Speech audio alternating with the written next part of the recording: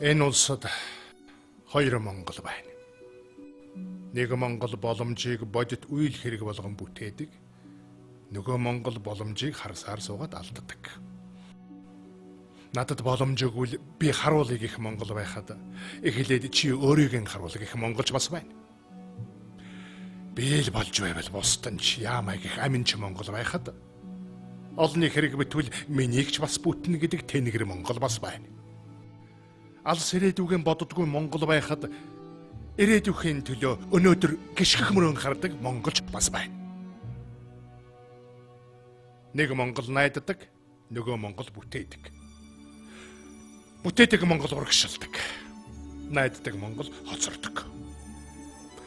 Сайхан цаг эрхийг зүгээр л хүлээгээд суудаг Монгол байхад сайхан цагт хүрэхийн тулд хоромч амс хийдгүй Монгол бас байна.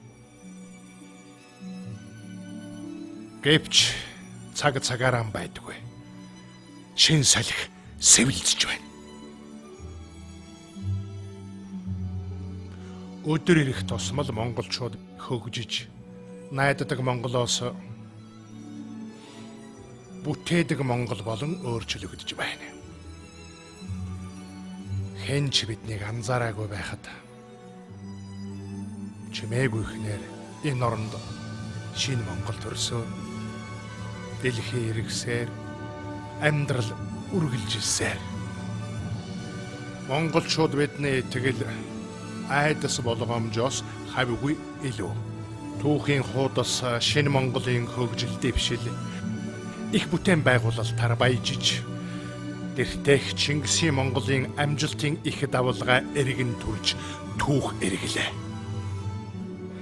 Тийм ээ. Шинэ Монголын өөдрөг ирээдүй шинэ боломж ирж байна.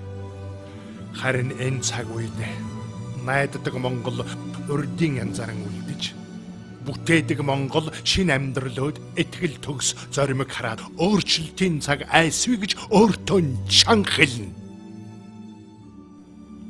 Харин та аль Монгол нэ вэ?